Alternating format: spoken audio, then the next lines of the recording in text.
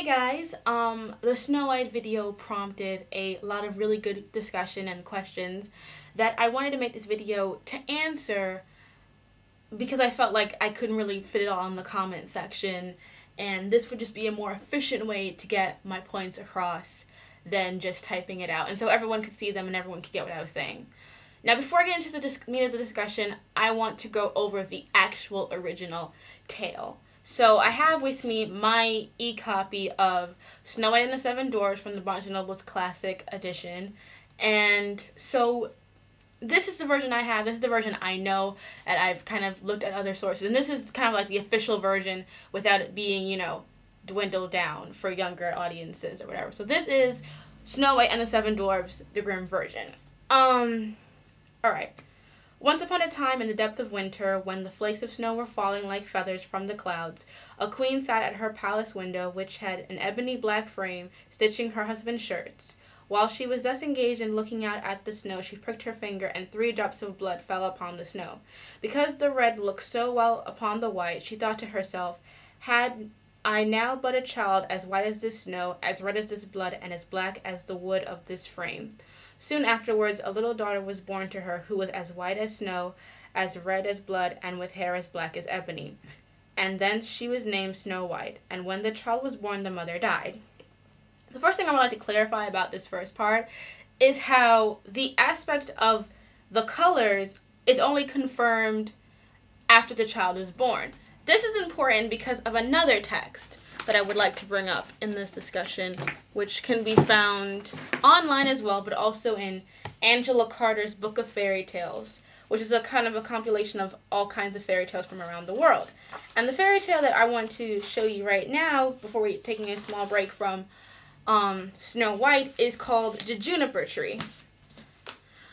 All this took place a long time ago, most likely some 2,000 years ago. There was a rich man who had a very beautiful and pious wife, and they loved each other very much. Though they did not have any children, they longed to have some. Day and night the wife prayed for a child, but still none came, and everything remained the same. Now in front of the house there was a yard, and in the yard stood a juniper tree. One day during the winter, the wife was under the tree peeling an apple, and as she was peeling it, she cut her finger, and her blood dripped on the snow. "Oh," said the wife, and she heaved a great sigh while she looked at the blood before her. She became quite sad. "If only I had a child as red as blood and white as snow." Upon saying that, her mood changed, and she became very cheerful, for she felt something might come of it. And then she went home. All right. So we have the similar aspect of the wife cutting her finger, the red going on the snow, and wanting for a child as red as blood. The ebony part is left out, but still very close in what they're talking about because they're kind of based on the same kind of story. Except, in this version of the story, alright, so she had a child as white as snow and as red as blood. When she saw the baby, she was so delighted that she died. Okay.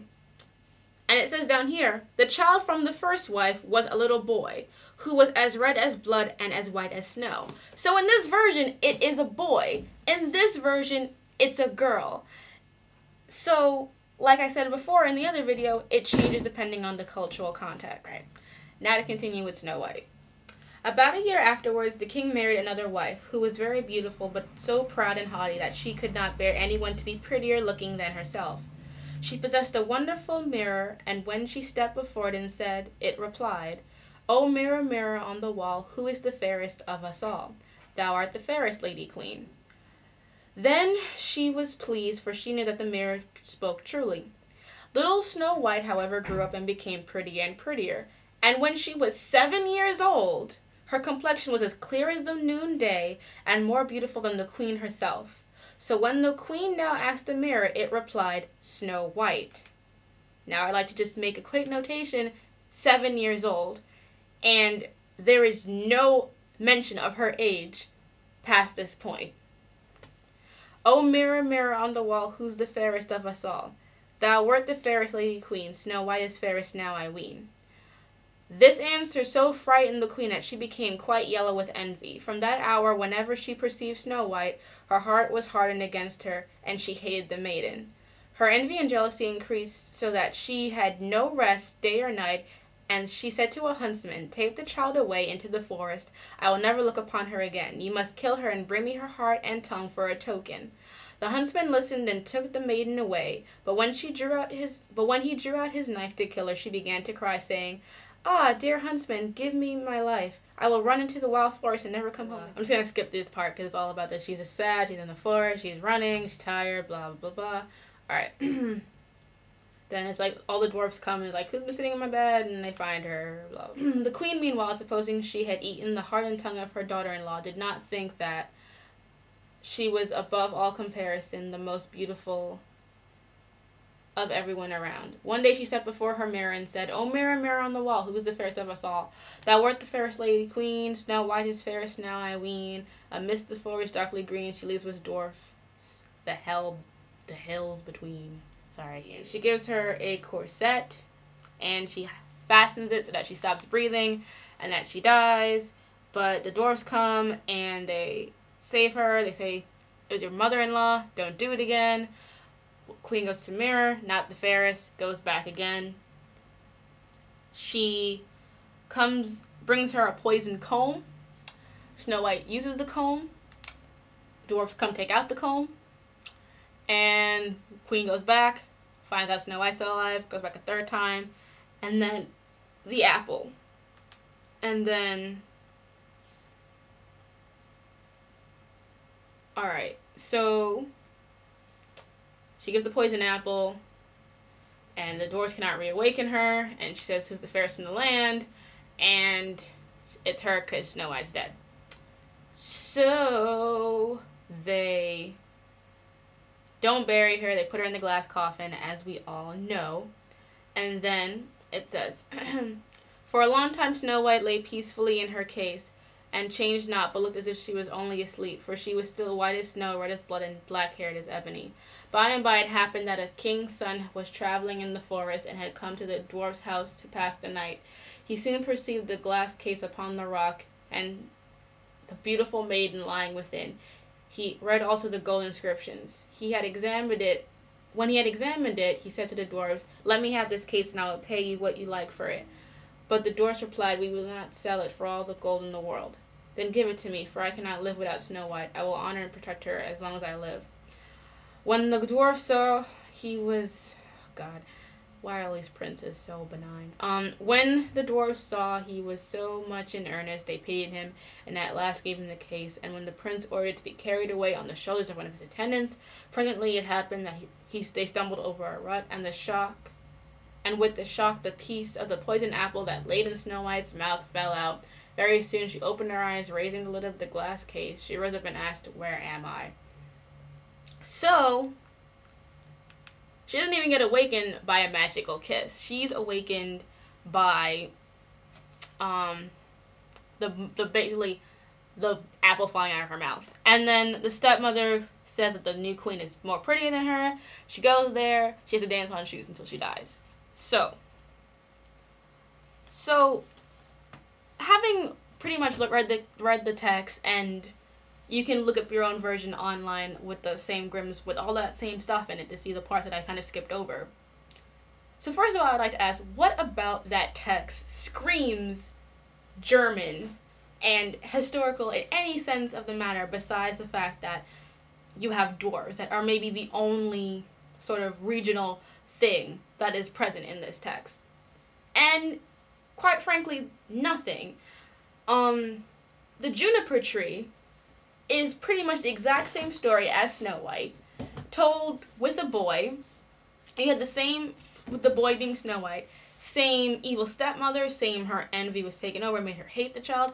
Everything is the same, but it's not as well known as Snow White. But it's the same story, pretty much. My issue with some of the the retorts to my statements is that it's trying to make it sound as if this text itself is historically based, and it's not. There is nothing grounding it in a reality of German regency besides the dwarfs.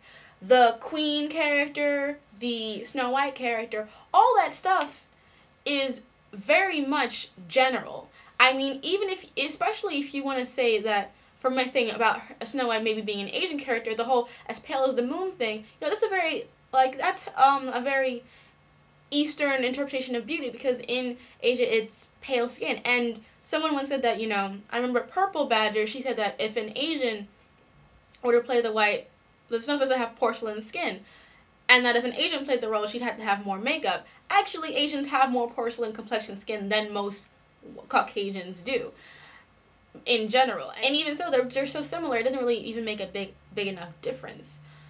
But in addition to just that, looking at the two movies that are coming out now, do any of those texts have any sort of historical accuracy in them at all?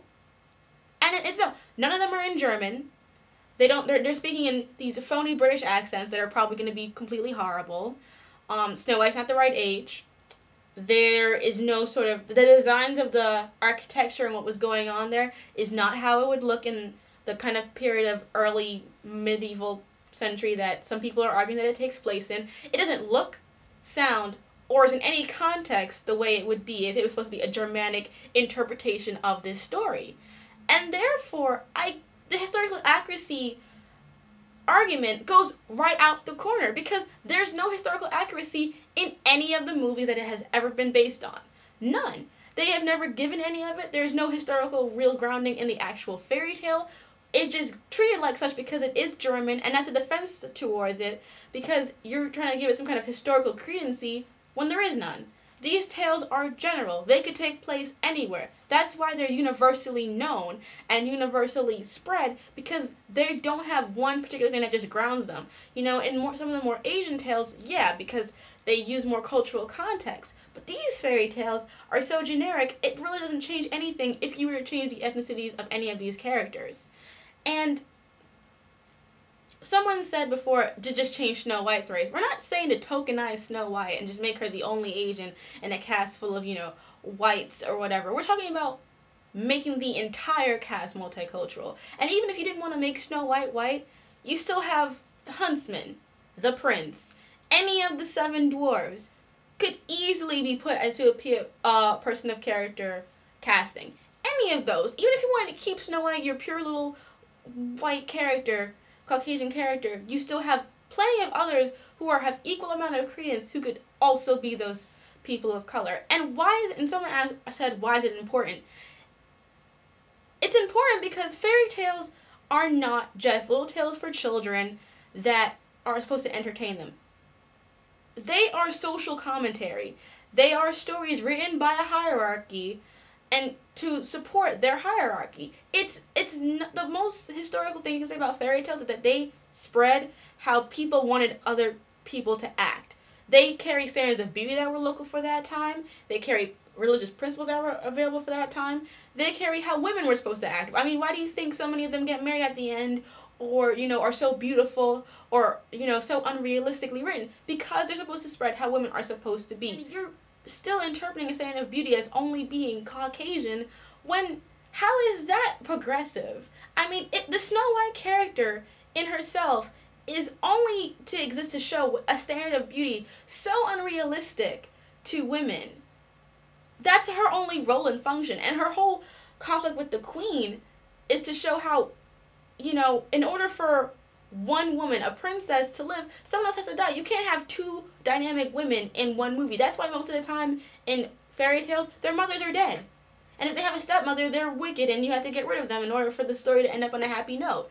That's the credency of these fairy tales. You look at, like, the Max magazine and all the women who are, like, treated as the most beautiful women in the world. They're so, sometimes some of them are so average looking and so generic that you wonder what's supposed to be so special about them. But because of them being white, they're already on a higher plane of beauty than Asians, Latinas, blacks, as a whole, you know, except to be exotified or be treated like some kind of novelty.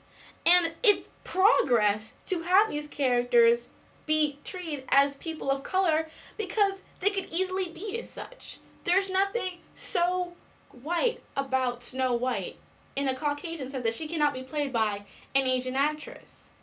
And on the flip side, my second point that I wanted to make in this video is how the opposite is so treated like it's a non-issue by Hollywood media. I mean, just look at 21. That movie. The people in it were, it was based on a true story, and everyone in the true story, Asian. Dragon Ball Evolution. Avatar Last Airbender. The Anatsi Boys, which is, a Neil Gaiman book, which is supposed to be starring, which when it was getting production to be made into a movie, the characters are black because they're based on Anansi, who is the spider god and some African deities. They want them to be like white characters. That's what they wanted to do, even though it makes absolutely no sense. And it actually does have a context within its own cultural basis.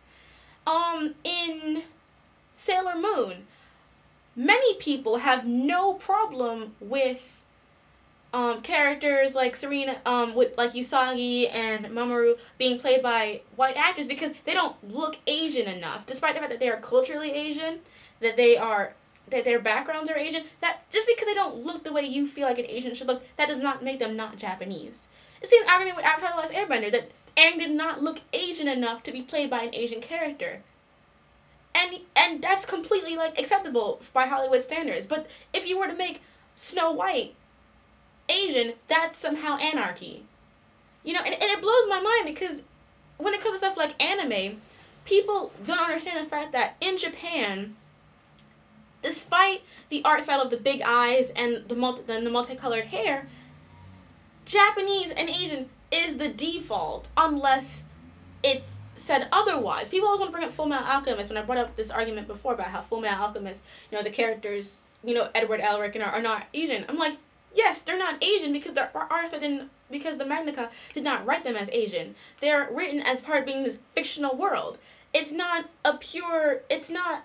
like Sailor Moon or Inuyasha or Death Note where they're grounded in a reality where you understand where they come from. I mean, yeah, L is American, but you can be Asian American.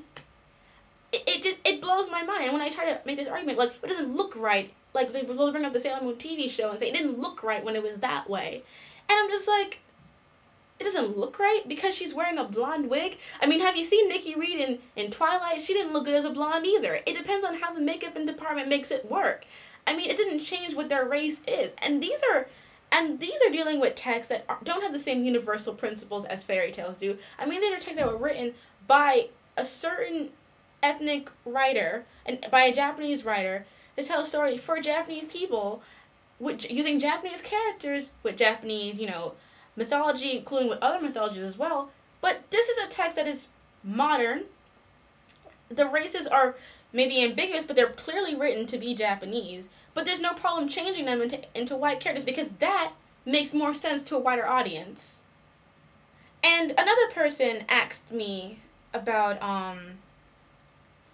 how would I feel as a black woman if I wrote a black female character and they were going to be changed into a different culture or race based on some other thing. And that is kind of it's a question that I think is difficult to answer because it's as if to assume that it's on the same level. You know, it's not as if, you know, black women female interpretations are on the same level as white interpretations. It's not. It's not an equal footing to say that it makes sense for it to be changed in the opposite way. I mean, the amount of black characters in literature positively portrayed compared to white positively portrayed is so imbalanced that if you were to take a character that I wrote to be black and make her white, you know, I don't understand the purpose of that would be, except to appeal to a wider audience that might be more comfortable with a white lead than a black one. And it's also sort of interesting to me how there are characters who are written to be a certain ethnic group, but people don't think of them as being that group because their default interpretation of characters when they read them is that they're white. Key example, brand new, Rue from the Hunger Games. There were so many backlash comments against her being casted as a black person because to them, she was not black in the books. They're like, oh my god, she's black. I never thought she was black. There's a whole section of people who, when they saw the poster, were like, why is she black? I read the book. She wasn't black in the books. When if you read the actual Hunger Games books, which I have down there, she's described as being dark-skinned. And yet to them, they're like, she's supposed to be all pale like Prim. Same thing with Senna. They were all talking about, oh, he's not black. I interpreted him to be like this kind of thing, or white, or Asian, or something, or hotter. And it's just like, what? Even characters with actual description as being, not white, as being dark-skinned. Even their question is being of what their ethnic group is, because they're just, when you read a book, you assume the characters are white until someone tells you otherwise. Just like how people assume that all characters are straight unless they're told to be bisexual or gay. Which I think is kind of funny when you consider Dumbledore from Harry Potter, because I had an argument with, I was talking with my friend about how, like, people were spazzing out about Dumbledore being gay. I'm like, why'd you assume he was straight in the first place? I mean, there's barely any talk about any of the teachers having a romantic life in Hogwarts, so why are you assuming all of them are heterosexual? It's the same thing. We have our standards of what we think is the default, sexuality, gender, etc. And if it's different, it needs to be told to us blatantly, or we don't think that it's the case. The problem with a lot of fantasy and some science fiction and high fantasy is that they completely exclude people of color characters. And we excuse these writers because we recognize that they grew up in a racist or racially segregated societies, and therefore they didn't write with those aspects in mind. Which you can understand in a textual way why there's none in the text. Okay, fine. But in movie versions of these same texts, where you have background to fill up, I'm not even trying to suggest tokenism or even say it's a positive thing, but you mean to tell me that in this entire Hobbit land, there's no black hobbits, that there's no Asian hobbits, that you couldn't even have them in your background, because that would just ruin your entire Eurocentric view of the world, which is false, because there were blacks in Europe, and especially in the period he's supposed to be talking about, there were blacks there. I mean, people talk about the character of Gwen from Merlin, which is a show I do watch now. I watch Merlin, and it's fine for Gwen to be black. There were black tribes in England. With one of my papers, I was doing a research paper about Britishness and what it meant to be British, because I'm in England and that's one of our questions. And I found a book that basically said that, like, that there is now scientific evidence to show that there were, like, African people guarding Hadrian's Wall back when the time was constructed, which would prove that those people, that Africans were in Europe before the people we consider Anglo-Saxons to have been here. And, people don't learn that. That's not a part of the history you learn, because you only learn about different groups of history until you get up into higher education. That's where you learn about. And so this entire, like, Eurocentric view of history is just maintained, and that's not real facts. That's based on a kind of it's based on a myth. And people defend that myth because it makes sense. And it's like, I enjoy Lovecraft. I enjoy Tolkien. I enjoy J.R.R. Martin. I enjoy fantasy. Does that mean that I think everything's right about them? No. I mean, it's uncomfortable when you read certain genres and you see the only interpretation of people of any color is savages, or the noble savage, or, like, white people who only know how to do is rape and pillage, and that's the only interpretation of dark people you have. I mean, and people just make excuses for it. Like, no, don't make excuses for it. We get why it exists, but you have to be like, well, that's the way it is, so there's nothing wrong with it. No, there's something wrong with it. It's just that that's the way people thought back then, and we can only hope that nowadays writers will learn how to move out of that box. Because even with Game of Thrones, J.R.R. Martin, he's older, but he's not that older. I mean, he doesn't have as big as an excuse as, say, Tolkien did. But at the same time, people are just like, yeah, it's okay, it's high fantasy, it takes place in the Middle Ages, it's okay for no black people to be there, and not only savages, because, they only exist in Africa, they were never in Europe until slavery, no. And when bringing it back now to Snow White again, it's not a matter of, I think the story would be better or worse if she wasn't white, Caucasian. That's not what I'm saying. I'm saying is that we are supposed to be a progressive society. And yet, we are going backwards in terms of progress. I remember, just watching, episodes of, I have Xena on DVD. And even in the first season, one of her lovers was a black man. So many, like, interracial relationships. They just had random black people in ancient Greece. And one of the things I always bring up, because I find it to be one of the most interesting things about how, the whitewashing of certain characters. We have the character of Andromeda, as you guys know from the story of Perseus. And she is from the kingdom of Ethiopia.